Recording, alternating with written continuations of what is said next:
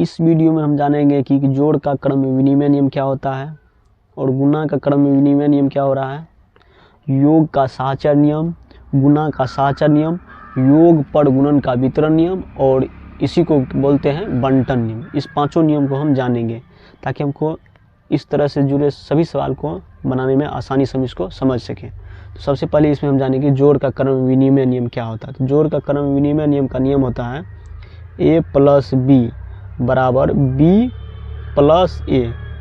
इस तरह से अगर दिया रहेगा यहाँ पर क्रम को उल्टा करके, तो जोड़ का क्रम विनिमय नियम a प्लस बी बराबर b प्लस c। यहाँ पर देख रहे हैं सिर्फ क्रम को उल्टा करके जोड़ा गया था। जोड़ का क्रम विनिमय नियम का यही नियम होता है। इसको उदाहरण से हम समझेंगे। जैसे 1 नंबर में उदाहरण देंगे 8 प्लस 2, इसको अगर जोड़ेंगे तो 10 ही आएगा, और 2 प्लस 8 इसको अगर जोड़ेंगे तो 10 ही। तो दोनों क्या जोड़ने पर बराबर है। इसी को हम क्या बोलेंगे, जोड़ का क्रम विनिमय नियम। यहाँ पर सिर्फ क्रम को उल्टा करके लिखा गया था। यहाँ पर 8 प्लस 2 है, इसी को क्रम उल्टा 2 प्लस 8 इस तरह से होगा। अब दूसरा लेते हैं, दूसरा में लेते हैं 5 प्लस 2, इसी को क्रम को उल्टा करके 2 प्लस 5। सिर्फ इसमें क्या देख रहे हैं, क्रम को उल्टा करके लिख रहे हैं। इसी को बोलेंगे जोड़ का क्रम विनिमय नियम। एक और देख करके हम समझ रहे हैं।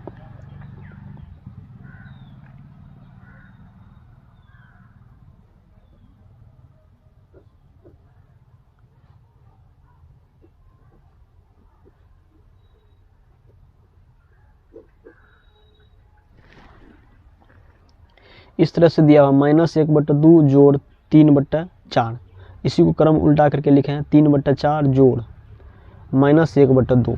इस सब में सिर्फ क्रम उल्टा है। इसी तरह के नियम को हम क्या बोलेंगे, जोड़ का क्रम विनिमय नियम। इससे आप सवाल को अच्छी तरह से समझ लेंगे। अब दूसरा है गुणा का क्रम विनिमय नियम। तो गुणा का क्रम विनिमय नियम का नियम होता है a गुना b और b गुना a। इसको हम बोलेंगे गुणा का क्रम विनिमय नियम। इस तरह जो लिखा रहेगा तो उसको हम क्या बोलेंगे, गुणा का क्रम विनिमय नियम। यहाँ पे एक उदाहरण दे रहे हैं 5 गुना 3, इसी को हम लिखेंगे 3 गुना 5। सिर्फ इसमें क्रम उल्टा है, तो इसी को हम बोलेंगे क्रम विनिमय नियम। गुणा का गुणा रहेगा तो गुणा का क्रम विनिमय नियम, जोड़ रहेगा तो जोड़ का क्रम विनिमय नियम। अब लेते हैं दूसरा में 8 गुना 2, इसी को लिखेंगे 2 गुना 8, इसी को क्या बोलेंगे हम, गुणा का क्रम विनिमय नियम। एक और लेकर समझा रहे हैं। जैसे यहाँ पर 5/6 गुना 4/7 बराबर 4/7 गुना 5/6। इस समय सिर्फ क्रम उल्टा है, इसको क्या बोलेंगे हम, गुणा का क्रम विनिमय। अगर इसमें जोड़ रहेगा तो उसी को बोलेंगे जोड़ का क्रम विनिमय नियम। इसी को बोलेंगे गुणा का क्रम विनिमय नियम। तीसरा में है योग का साहचर्य नियम। इसी को हम बोलेंगे जोड़ का साहचर्य नियम या योग का साहचर्य, दोनों का मतलब एक ही। तो इसका नियम होता है a प्लस बी प्लस सी बराबर a प्लस बी प्लस सी। इससे पहले दो गो में इस तरह कोष्ट रहेगा लगा, इसके बाद यहाँ पर दो गो में लास्ट में। इस तरह के नियम को हम क्या बोलेंगे, योग का साहचर्य नियम या जोड़ का साहचर्य नियम। ये होता है नियम।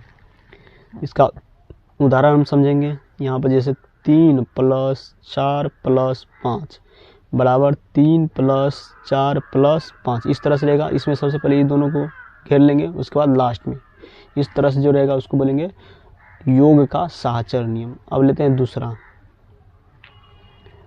में मान के चलिए यहाँ पर है 4 प्लस 2 प्लस 9 बराबर 4 प्लस 2 प्लस 9। इसमें सबसे पहले इस तरह से रहेगा, उसके बाद इस तरह से, इसको भी हम बोलेंगे योग का साहचर्य नियम। अब लेते हैं प्रश्न 3 में -1/2 जोड़ 2/5 जोड़ 3/10, -1/2 जोड़ 2/5 जोड़ 3/10, इस तरह से दिया रहेगा। इसमें सबसे पहले दो गो में कोष्ट लगा रहेगा, उसके बाद इधर लास्ट में कोष्ट रहेगा लगा। इसी को क्या बोलेंगे हम, योग का साहचर्य नियम। 4 में है गुणा का साहचर्य नियम। तो गुणा का साहचर्य नियम होता है a Guna b Guna c बराबर a Guna b Guna c। इसमें पहले दो गो में इस तरह से कोष्ट रहेगा लगा, फिर इसमें लास्ट में रहेगा। इस नियम को हम बोलेंगे हम गुणा का साहचर्य नियम, गुना का साहचर्य नियम या गुणन का साहचर्य नियम, ये की होगा। इसको उदाहरण से हम समझेंगे। जिस तरह इसमें देगा 5 गुना 6 गुना 7 बराबर रहेगा 5 गुना 6 गुना 7। इसमें सबसे पहले शुरू में रहेगा लास्ट दो को कोष्ट, उसका रहेगा लास्ट में कोष्ट। इसी तरह के नियम को हम बोलते हैं गुना का साहचर्य नियम।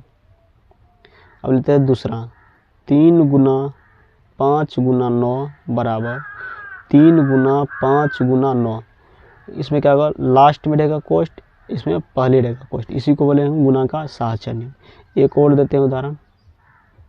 यहाँ पर होगा 5 गुना 1/2 गुना 3/4 बराबर 5 गुना 1/2 गुना 3/4। इसमें सबसे पहले 2 गुण कोष्ट रहेगा लगा उधर का, इसके बाद लास्ट में रहेगा। इस नियम को हम बोलते हैं गुना का साहचर्य नियम। पांचवा नियम होता है योग पर गुणन का वितरण नियम या बंटन नियम। ये दोनों का मतलब एक ही होता है। इसका नियम होता है, इसको नियम लिखेंगे A गुना B जोड़ C, इस तरह से कोष्ट लगा रहेगा। फिर इसी को A गुना B लिखेंगे, A गुना B, फिर जोड़ देंगे A Guna C, A Guna C। इसको हम बोलते हैं योग पर गुणन का वितरण नियम या बंटन नियम। इस तरह से होता है। यहाँ पर उदाहरण समझेंगे हम। जैसे 8 गुना 3 जोड़ 9 रहेगा। इसको किस तरह से हम लिखेंगे, 8 गुना 3, 8 गुना 3 लिखते हैं, फिर जोड़ देंगे ये वाला, फिर 8 गुना 9, 8 गुना 9। इसको हम बोलेंगे योग पर गुणन का वितरण नियम। दूसरा समझते हैं। दूसरा में रहेगा 885 गुना 145। इसको हम लिख सकते हैं 885 गुना 145 किस तरह से लिख सकते हैं, 100 जोड़ 40 जोड़ 5। इस तरह से अगर लिखा रहेगा इसको हम बोलेंगे योग पर गुणन का वितरण नियम। अब लेते हैं तीसरा उदाहरण समझते हैं। तो 5/2 गुना 1/3 जोड़ 2/5, यहाँ पर कोष्ट रहेगा, उसको 5/2 गुना 1/3 कर लेंगे, 5/2 गुना 1/3, फिर ये वाला जोड़ देंगे, फिर 5/2 गुना 2/5, तो 5/2 गुना 2/5। इसको हम बोलेंगे योग पर गुणन का वितरण नियम या बंटन नियम। इन पांचों नियम को आप अगर अच्छे से समझ लेते हैं तो इस तरह के प्रश्न को बनाने में कोई दिक्कत नहीं होगा।